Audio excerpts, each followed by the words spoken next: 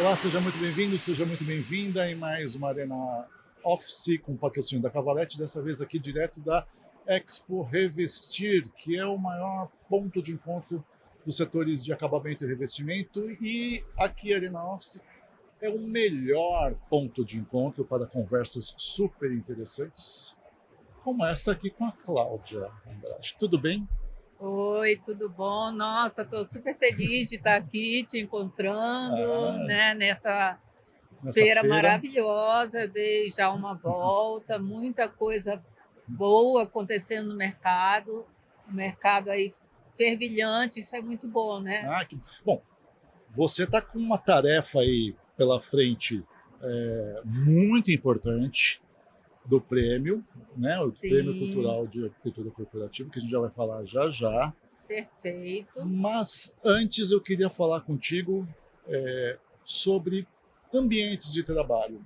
Agora as empresas resolveram, a gente está vendo, muitas voltarem para o 100% presencial. Eu acho que está meio que o samba do crioulo doido em homenagem a Stanislau Ponte Preta, né? Como é que você vê isso daí? Então, realmente, esses processos, né, que são processos mais revolucionários, né, mais disruptivo, eles não acontecem de uma vez só, né? Ele, na realidade, é um processo.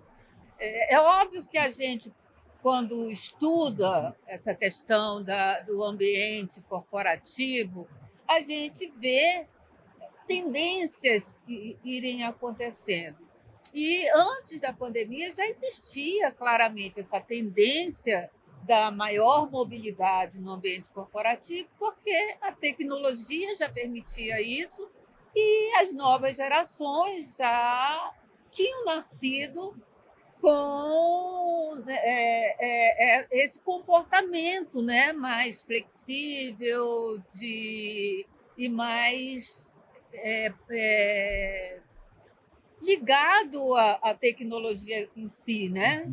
Então, essa tendência já vinha acontecendo. A pandemia, o que ela fez, por uma questão, obviamente, até de sobrevivência, ela impulsionou isso daí.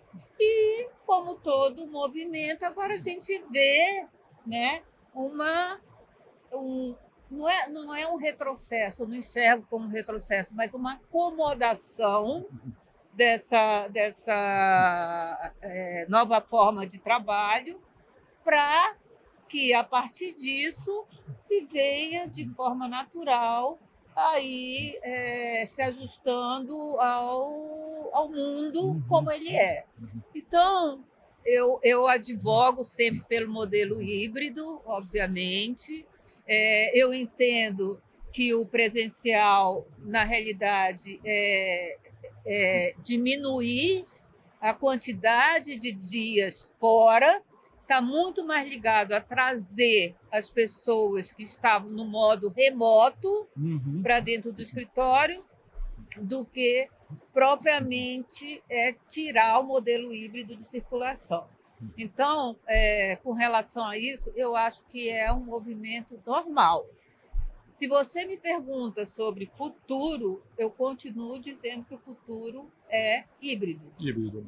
Sem dúvida nenhuma. Até porque a gente tem a nova geração no mercado de trabalho, são nativos digitais, né, que se adaptam muito bem a trabalhar remotamente, e algumas áreas dentro da empresa também têm essa facilidade, essa possibilidade de trabalhar remotamente. Mas nada impede que elas possam, alguns dias da semana, ir para o escritório justamente para ter uma troca de experiência. Na verdade, é uma volta para o presencial, mas assim, não é uma volta para o escritório antes da pandemia, porque durante a pandemia, em meio a tanta tragédia, a gente começou a ressignificar muita coisa na vida, inclusive a própria vida e o próprio trabalho. Então, os ambientes também são diferentes, né? Sim, sim. Os ambientes, eles... Eu acredito que o ambiente de trabalho ele sempre é um suporte para as atividades das pessoas, né? Para tornar as pessoas mais produtivas e mais felizes, porque aí, naturalmente, elas vão se realizar mais e a empresa vai lucrar mais, né? Ser mais competitiva no mercado. Isso é natural, né? Do mundo corporativo, não tem mistério. E o que eu vejo que a gente tem que ir observando é como esse movimento vai, aonde ele vai levar, né? Se bem que, lógico, ele nunca chega ao final, porque o mundo é assim, né? Mas é uma espiral que nos leva sempre a estar refletindo os avanços da tecnologia, os avanços da estratégia de gestão das empresas e as próprias inquietações do mundo, sem dúvida nenhuma, né? Um mercado aí que está sempre em movimento e se ressignificando. Sim, sim. Então, É importante também a empresa ter noção da sua cultura, né? Para poder espelhar bem isso no novo ambiente, né? Que é muito difícil, né?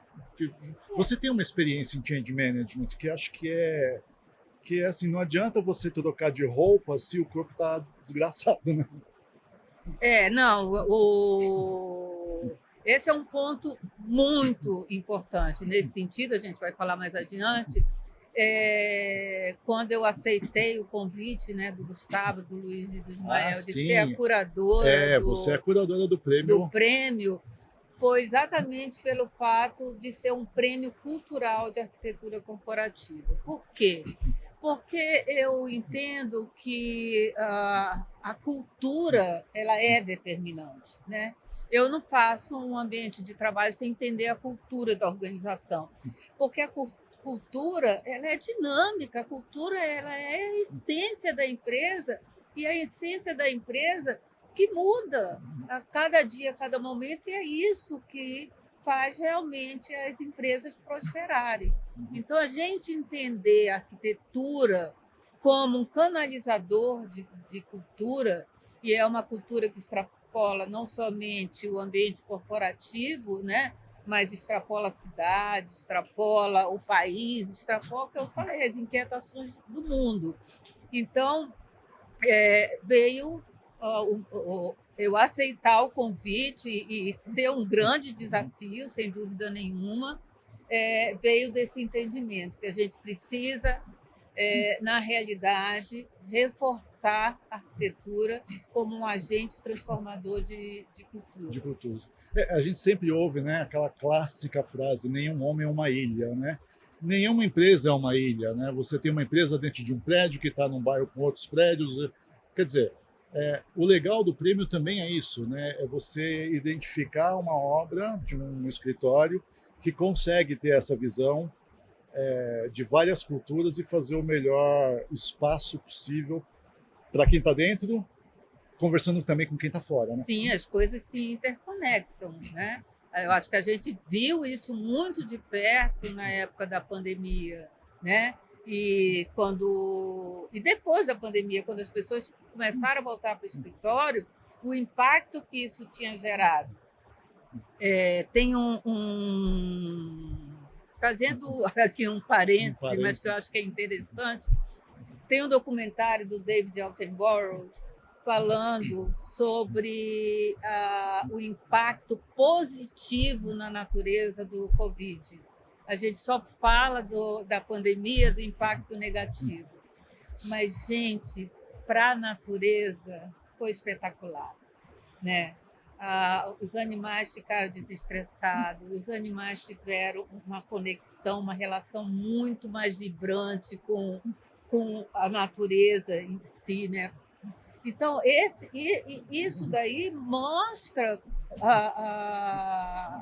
o quanto as coisas estão interconectadas. E com a gente não foi diferente. Então, a poluição, né, reduziu, o trânsito não precisa nem falar, e eu acho que o híbrido, por isso que eu advogo também pelo híbrido, ele trouxe de volta, ele resgatou o ser humano como um ser social, sabe? A gente consegue hoje ficar mais com a família quando a gente está no híbrido, a gente consegue realmente ver os amigos, né?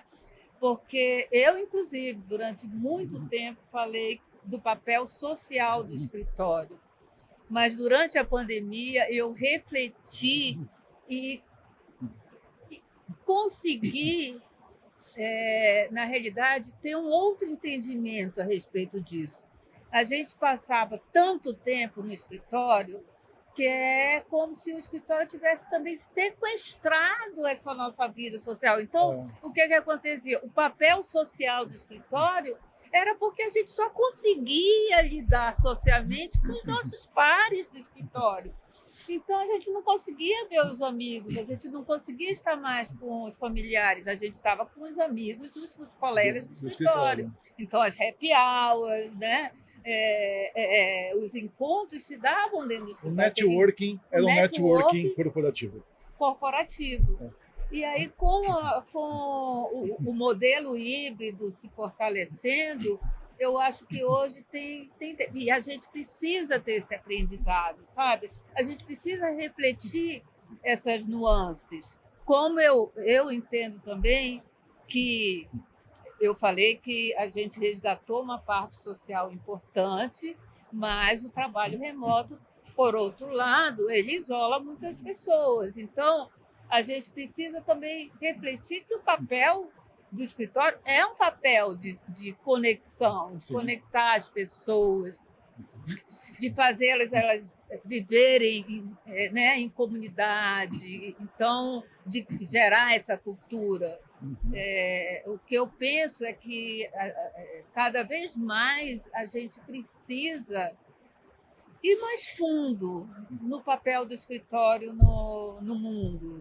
E, de novo, voltando ao prêmio. O prêmio, eu acho que ele vem trazer um pouco dessa reflexão para o mercado. O prêmio ele ajuda a mostrar como transformar um ambiente de casa de custódia ou de depósito de gente para um mundo de relações concretas. Sim, para um mundo realmente de benefícios, sabe? De estar junto, né? Entre as pessoas. Eu acho que falta muito isso, sabe? O estar junto de verdade mesmo. Não, falta, de fato. E sem contar que ainda tem a questão da pessoa levar o sobrenome da empresa, né? Que ela se despersonaliza também, né? Sim. Mas depende. Por exemplo, se eu tive minha empresa há 25 anos, a Andrade Azevedo, né? Então, durante muito tempo, eu era a Cláudia da Andrade, né? O Marcos, que é o Azevedo, ele era o Marcos da Andrade.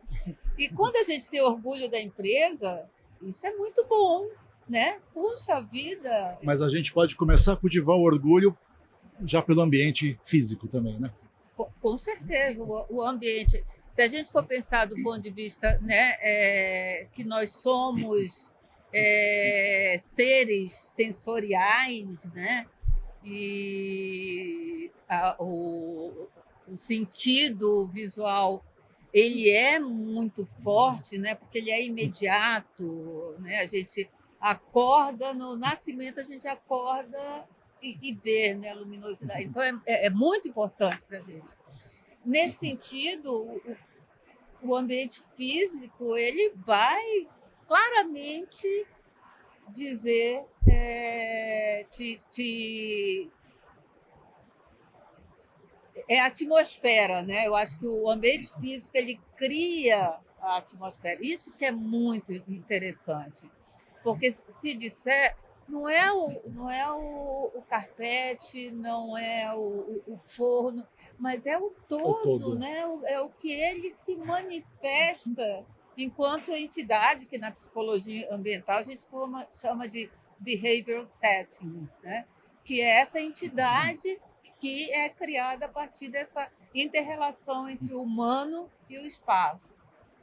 Isso é muito interessante. E qual o recado que você dá para os escritórios que estão nos assistindo em relação ao prêmio? Bem, antes de mais nada, é um convite já, né?